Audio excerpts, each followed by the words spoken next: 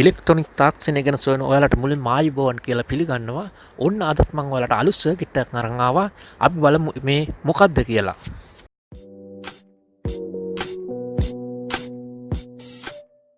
මේකට කියන්නේ නම් බක් කන්වර්ටර් කියලා.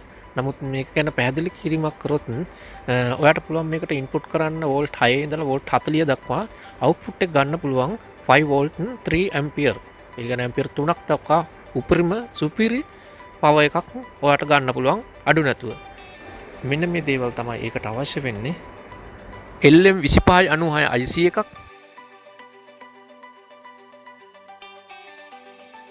ඇම්පියර් 3 ඩයෝඩ් එකක්,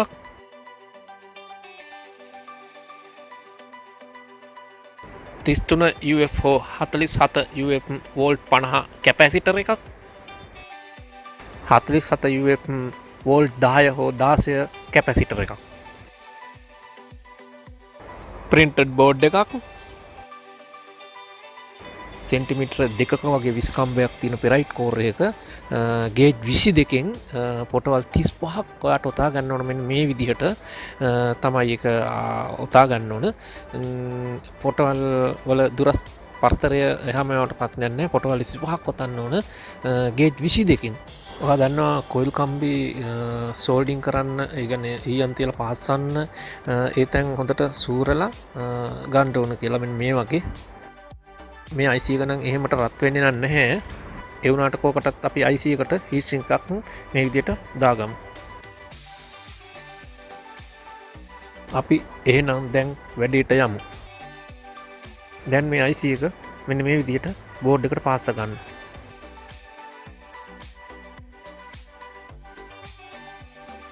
ඔයාලට පේනවා දැන් මේකේ printed තියෙන්නේ කෙලින් අතට.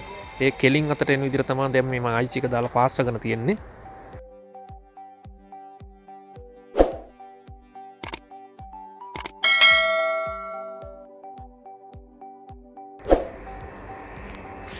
දැන් ඇම්පියර් 3 ඩයෝඩ් එක IC එකේ දෙවෙනි පින් එකට සහ තුන්වෙනි පින් එකට මෙන්න මේ විදිහට පාස් ගන්න. ඩයෝඩ් එකේ ඍණ පැත්ත IC එකේ දෙවෙනි පින් එකට පැසිය යුතුයි.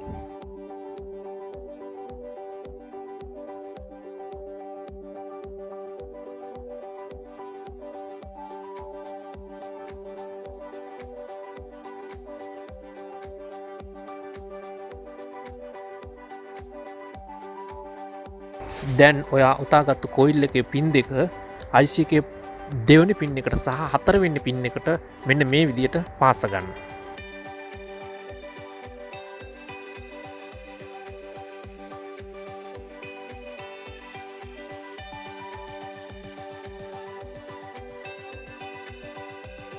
දැන් 47 වෝල්ට් 16 කැපැසිටර් එක IC එකේ හතරවෙනි පින් එකට සහ පස්වෙනි පින් එකට මෙන්න මේ විදිහට පාස ගන්න. කන්ඩෙන්සර් එකේ ධන පැත්ත හතරවෙනි පින් එකට තමයි පැසිය යුත්තේ. දැන් 33 UF 50 වෝල්ට් කන්ඩෙන්සර් එක IC එකේ පළවෙනි පින් එකට ධන එන ලෙසත් IC එකේ තුන්වෙනි පින් එකට ඍණ එන ලෙසත් මෙන්න මේ විදිහට පාස ගන්න.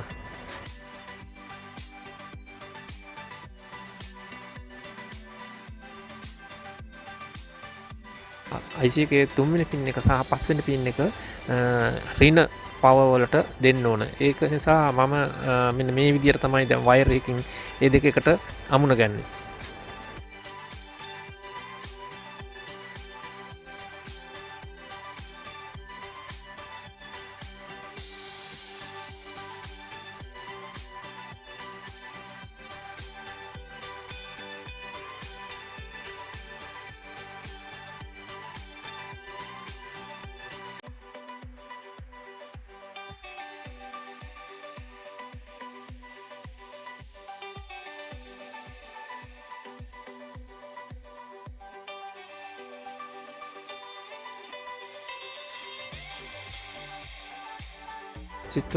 මුලින් මම 33 UF 50 වෝල්ට් කැපැසිටර් එක ධන පැත්ත එළියට තියලා තමයි පාස ගත්තේ.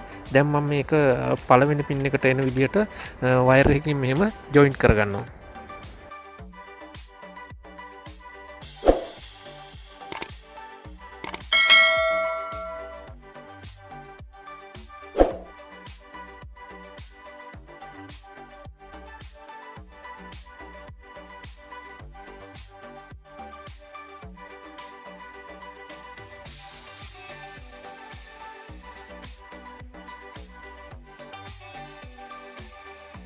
දැන් ඔයාලට පුළුවන් වයර් පාස්සන ස්ථානවලට ඔයා කැමති ඔයාට හැකි විදියට ලස්සනට මෙන්න මේ වගේ හදාගන්න.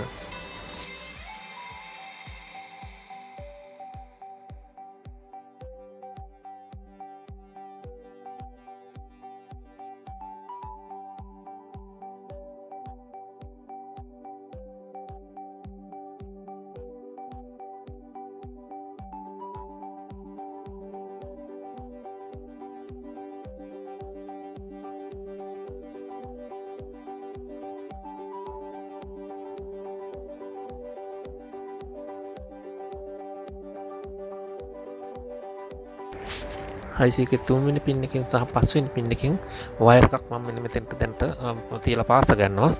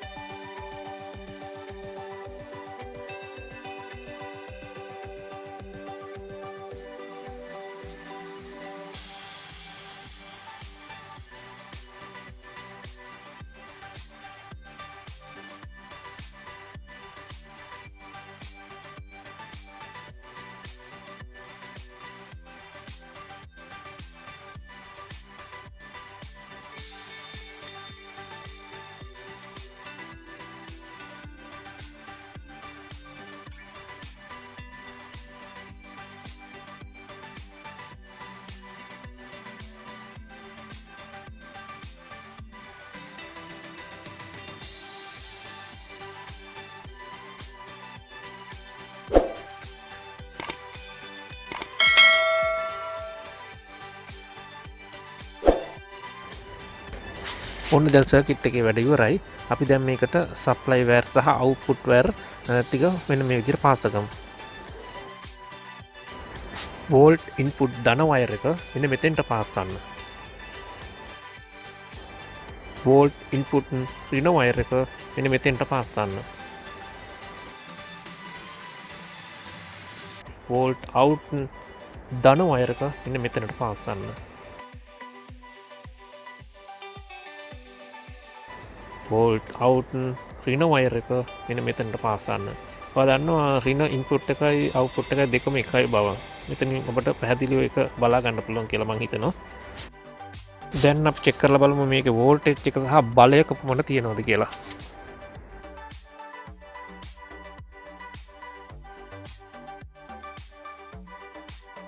ඔන්න මම දැන් ඒකට බැටරි එකේ මම වෝල්ට් 12ක් තමයි දැන් සප්ලයි දුන්නේ. හරියටම ඔයාලට පේනවා දැන් 5 වෝල්ට් අවුට් වෙනවා ආය අඩුත් වැඩිත් නැතුව. ඔයාලට පේනවා නේද මේ 12 වෝල්ට් බල්බ් එක. මේක වෝල්ට් 12 වෝල්ට් 21 බල්බ් එකක්. මේ බල්බ් එක 5 වෝල්ට් වලින් හොඳට පත් වෙනවා අඩු නැතුව. ලෝඩින් එකේදී ඔයාලට පේනවා 0.2ක් වගේ තමයි වෝල්ටේජ් වලින් අඩු වෙන්නේ. කිසිම ප්‍රශ්නයක් නැතුව හොඳට පත් වෙනවා. IC එක හීට් වෙන්නේ අර මේ මුකුත් නැහැ. ලෝඩින් එකත් හොඳයි. 5 වෝල්ට් වැඩි ඇම්පියර් එකක් බලාපොරොත්තු වෙනාට මේ සර්කිට් එක ගොඩක් වැදගත් වෙයි කියලා මම හිතනවා. ඉතින් එහෙනම් අද වීඩියෝ එක මෙතනින් අවසන් කරනවා. වීඩියෝ එක බැලුවට ගොඩක් ස්තුතියි. තවත් අලුත් වීඩියෝයක් කරන් ඉක්මනටම එන්නම්.